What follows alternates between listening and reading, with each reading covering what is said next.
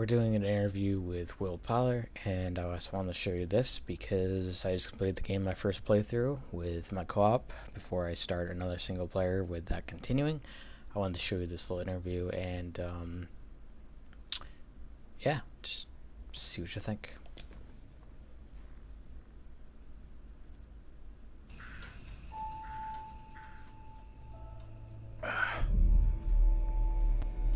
Where are we?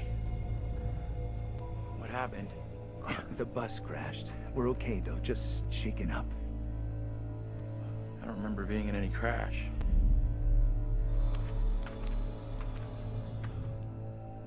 Well, here we are on set of Little Hope, part of the Dark Pictures anthology. Tell me about the characters you play in the game. Yeah, very Hello, exciting. Will. I play Andrew, who is a student on this trip to the town of Little Hope. You know this place? No. I mean, I don't think so. I also play Anthony and I play Abraham, all existing at different time periods in different places. Is it tough to balance at all and to kind of jump back between these characters as you go through it? A little bit. I've had a lot of help along the way, and we've been able to, for the most part, separate the three different guys. We have an amazing accent coach on set at all times, so she keeps me in check and puts me on the right part of the map when I stray too far. Only the devil could create a demon who so resembles me. We do look alike, which I agree is pretty damn weird. How tough is it for you to separate that and balance it all? Yeah, it's interesting. Andrew, being the character that I embody for most of the time, was a little bit easier for me. I related to him naturally. He's this socially awkward, repressed student, and I certainly as a student was pretty socially awkward and repressed, so I could relate to him a great deal. You seem uncomfortable around kids your own age. This trip is actually my first time away from home. Oh, we picked a real beauty. Yeah, well, if I ever make it back, I'll sure have something to talk about.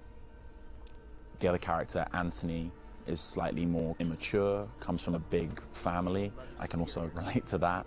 And dealing with the family dynamic and playing that sibling friction was also something that I think a lot of people can relate to, and that was fun. Another sort of element of the challenge which I really enjoyed.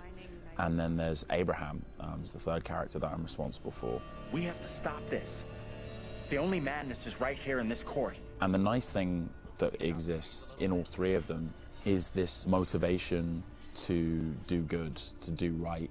And I think all three characters I really had admiration for. They seem to be like morally adept, and it's important to respect, I think, the characters that you play, or at least identify something within them that you respect, and I respected all three of the guys that I played. I know what must be done here. The acting was really well. I enjoyed all They're three all characters so very when they different, talked. and even the level of the accents changed between them. Is that something that's challenging to navigate? Yeah, that's been really fun for me. It's been, when playing Andrew, I've been doing a relatively neutral American accent, but we sort of base most of the action in New England, so it does lean towards the East Coast, and it doesn't take on too strong of a characterization in either direction. The vocal work for Anthony is similar to that, but because Anthony lives within the 1970s, there's been a little bit of tweaking to the accent in order to accommodate the times. And then Abraham's an entirely different accent. It's been a bit of guesswork as far as constructing that accent, because there's no recordings of what people sounded like at that time.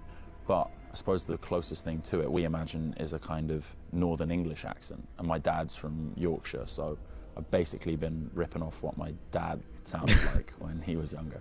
He talked in this really weird accent. Was that even American? And also with the process itself is a huge, like a learning curve, like you say, with the performance capture. What's the process been like for you? Have you been able to adapt? Do you feel at home now wearing the helmet? And Yeah, it's funny. Such a I mean, it weird presents a helmet, whole too. host Is it of challenges. It can get a little uncomfortable. Okay. After a while, it can get a little uncomfortable. You never forget the first time you go for a wee wearing that headset, thinking, "Am I on some sort of screen somewhere in a studio right now? Can people see me weeing?" But you soon get used to the headset and the pack that you're wearing, and I think the best thing you can do is try and remove that from the equation entirely and just make it about looking at the person opposite you. Some of the more physical stuff is challenging because if you do want to move around and you do want to add a physical performance to whatever facial, emotional things that are being captured, you have to be careful that the sound isn't being compromised because of your movements. But, you know, in lots of ways it's been quite freeing too. We move at a great pace. There's little repetition over the same thing. There's lots of variation, but little repetition really. And we have an opportunity to move freely about the space pretty much. We're not confined to marks, and we don't have to relight every single moment. It's go, go, go. It's been 100 miles per hour, and I've loved the intensity of it. It's been great. But we're looking for our bus driver. What? Have you seen him? Yeah, that's funny. What's up with the fog outside? It's pretty weird. Sure is a thick one tonight. Actually, it's so thick it's stopping us from leaving. Yeah, I know that feeling. You're, trapped here too, then? It's a whole different pace, I feel, than what you normally when you're setting up a scene and you shoot front to back, and then now it's kind of like you're just jumping in and you're just like stop, start, stop, start. It must be kind of refreshing in a way. 100%, yeah. You can start in the morning and by lunch you've died and come back to life 4 or 5 times, whereas on a film set you would have had to shoot for several weeks to get that material, so you do blast through a ton of content. Wow, that's actually awesome. I would love to do this shit. That's phenomenal. Yeah, it's gonna be really cool to see yourself in a video game. It's gonna be an incredible experience too. And then now your friends and family members can like play you in a game. That must be a whole weird feeling. Yeah, that is really weird. It's strange enough seeing my face on the screen in anything, but you're really mad and exciting, I guess, to think about being in a video game. I guess that's like a little kid's dream in lots of ways, so I feel very lucky. It's incredible. And your friends are going to call you, but like, I killed you. Yeah, I killed you 3 times. They're like, good to speak to you too, bud. Yeah, thanks for the call. Would you confront your fears, or would you run away? I want to say confront my fears. After this experience, I would confront my fears. Maybe previously I would have run away.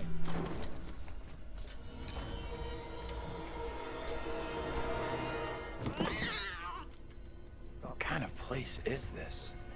It's one of those things where what you think you'll do is different than what you probably actually. In the moment, yeah, 100%. Oh, I would confront my fears, and then you're gone. Gone. Yeah. And lastly, would you explore on your own or in a group?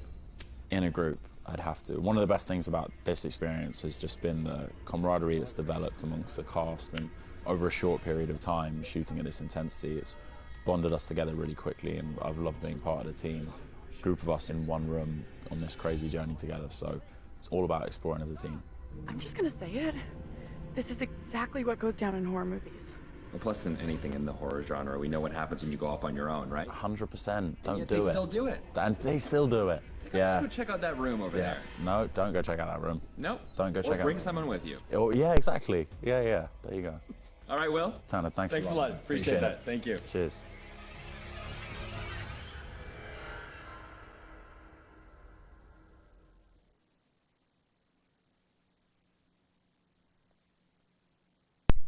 None.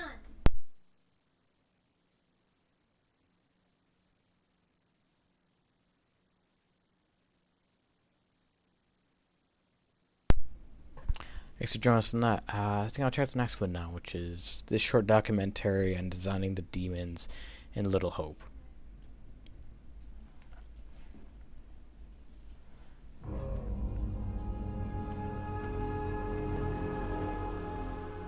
I just saw someone in the woods. Okay, very good. We're freaked. Who's there? Whoever you are, this isn't funny at all. The demons are an integral part of the story of Little Hope. They are very phenomenally drawn and written into there, just the way they the starting point for each of the demons put the death scenes style in, of for the Clark family. They're based on a character that gets killed, that then informs how the character behaves, how it moves, how it sounds, and those are all brought together to give us that convincing, terrifying demon. In order to make I didn't see that death scene. You need to ground them in nature. So what we do is we use our understanding of anatomy and our deep understanding of biomechanics and the principles of the way things move and the way things actuate, and we apply this to the demon design. We obviously start with the production design. The production design is a drowned demon. What we need to do then is look for extra reference. We have to look at stuff like autopsies. We'd look at what happens to the skin when it gets exposed to water for a long time. We have to look at creatures from underwater. We look at various types of fish. Loads of images and real-world reference helps, although it's slightly gruesome. This particular demon we're looking at is the one that's been hung. We didn't want to show the whole of this character, and right from the beginning we said, let's focus on the areas which are the most terrifying. And so the overall silhouette of the character was to be like this twisted rope. Her limbs had coiled, and so we were exaggerating the metaphor of this hanging. 1,000 years of being trailed along the ground, it had worn away her feet, the bones being worn down, the nails being broken off. She'd been in pain for a long time. The most key of all of the elements was the face and how we framed that, and that was that broken, twisted neck, one eye remaining, a tear coming out because it's that last remains of her soul. The noose was digging into her neck, and her tongue was actually so bloated and grown that that actually became a feature for us in the game, that tongue actually becomes a grapple to get hold of some of the characters. To animate a demon, we would start with looking at how they walk or move forward. Some of them are dragging themselves, and then also how they would attack their victims, just flesh out the layout and the choreography of it. Mocap is a big help. Obviously, it's a lot faster than keyframing from scratch. So we decided to use it as a base for some of them, and then we would layer on top of that all the characteristics that bring them to life, even though they're dead. The Crush Demon in particular was difficult to work with because we weren't able to use motion capture footage, so that is going to be completely hand animated. So that meant we were really starting from scratch. All the other demons we did use actors' footage, so we have a lot of actors with spikes tied to them limping across the scene. Let's get the fuck out of here! On the Broke Demon, we asked the actor to use various props to try and achieve the sort of movement that we wanted. And I think he did a great job. It was really successful. We've had to, again, add on to that to help with the weight and the believability.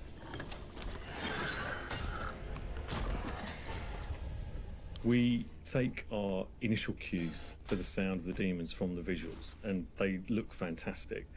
But then we have to take the sound of the demons beyond the visuals to give them a really strong otherworldly presence. We need each of the demons to be individually recognizable whilst maintaining that uncomfortable unfamiliarity for the player. So at distance you might hear the chains clanking or the vocal screams.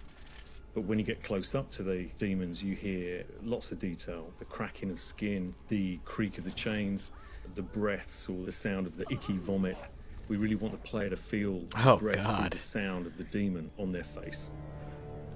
Angela, no! When we're thinking about the camera work for the demons, one thing that was really at the forefront of my mind was try not to show too much, try not to lose all restraint, and I think that's a really easy trap to fall into with CG in general, and especially with games that you've got all these monsters that you've built and you've spent a lot of time working on, and it's really easy just to go straight to putting everything on screen. But thinking back to some classic horrors, classic monster movies, a lot of times there the directors had to use a lot of restraint and just show little bits and pieces because they didn't have that kind of budget or that kind of effect to really make it convincing. And there's something about that I really like that I wanted to bring back to Little Hope. So when I was directing the camera team, I asked them to show little bits, little glimpses, a clawed hand here, a shadow on the wall there, the chains rattling, whatever the key characteristics were of that demon.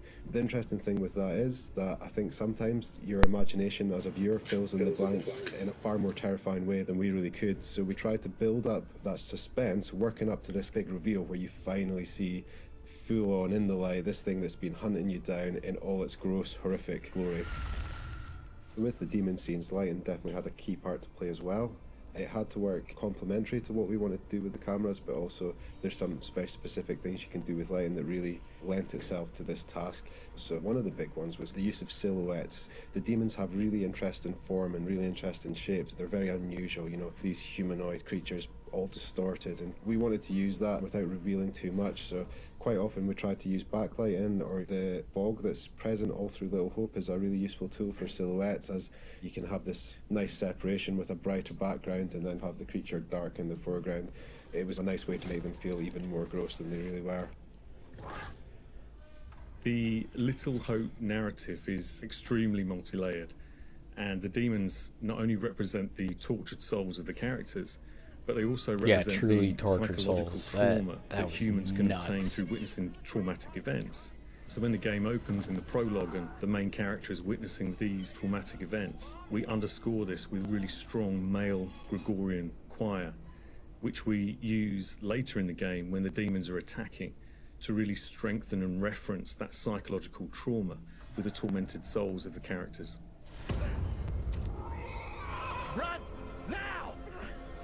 The broken demon's the most terrifying because of the way it moves. It's really unsettling because you can't like the anticipate where it's Grudge. going to go next. All the limbs It's are literally the breaking most and it's all terrifying moving thing in a I've really seen. erratic way. So if you were to try and escape from it, you wouldn't know where to go because it might go there or it might go over here. So that's the most terrifying in terms of unpredictability, I suppose, and having a deep effect on your psyche. Interestingly, when you work at Supermassive, you get immune to horror. That's one thing I've definitely noticed. The powers of horror somehow get lost in me every time I'm watching a horror movie. I don't get so scared anymore just because I see this stuff every day. But doing those demon scenes, I must admit, even watching them back as they were work in progress, it was always like fairly distressing and fairly horrific. So hopefully some of that comes across in the experience for the player too.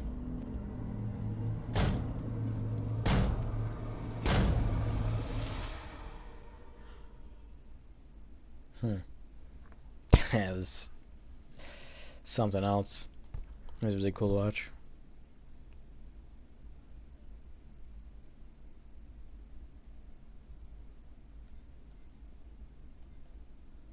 Sadly, I don't have the little secrets. I actually have to have all the secrets and collectibles.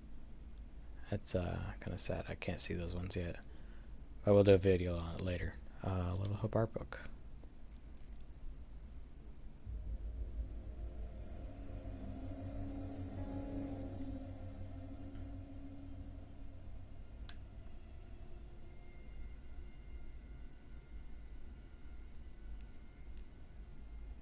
Yeah, it was really close to the 1970s where they had all the flooring, the carpet, the just the overall cupboards and just the way they had everything designed, the clothing, the bell-bottom looking things for each things, the back and forth down there. Just it looked like that 70s show, like straight up. I feel like remember Eric from that 70s show, he looked just like that. I think he has worn an outfit like that. Even the beds had like that cross stitching where they have just like multiple blankets kind of just sewed together in patches. That was really close to it. The wall patterns had all that kind of just like stick on paper kind of look to it for the 1970s.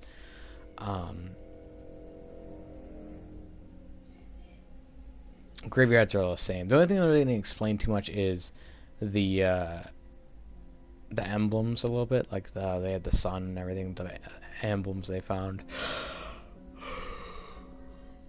Sorry, I'm very tired. Yeah.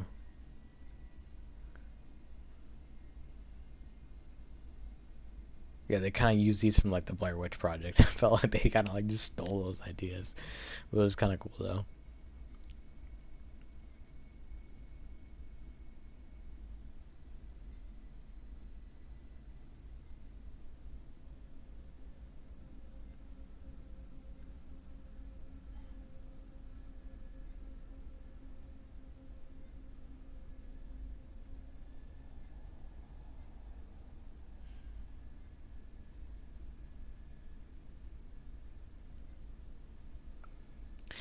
I feel with the police scene, I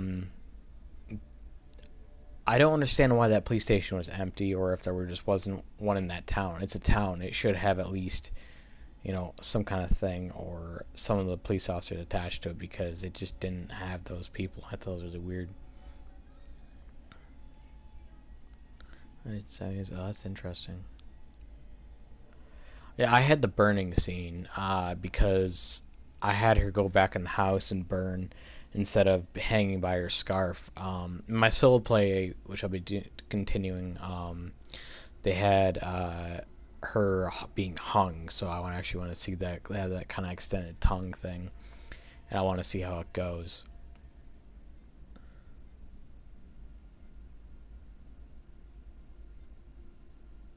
With her and everything, it just kind of reminded me of quite a bit, and it just gave me like unnerving feelings. The press of death that did actually happen with, if you guys ever seen The Crucible, it was just like that. They had the guy pressed to death and everything. I think it was like something Giles. . .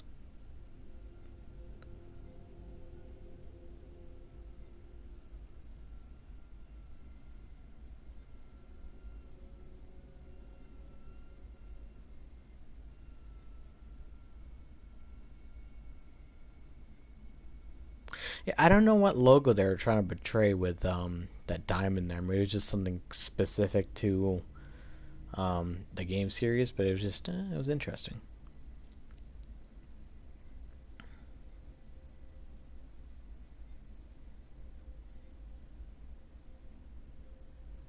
Looks like all the work. I'm probably gonna be cutting this broadcast right now, and I will do a solo play until I play Watch Dogs Legion. Thanks for joining, and I'll see you in the next one. Thanks.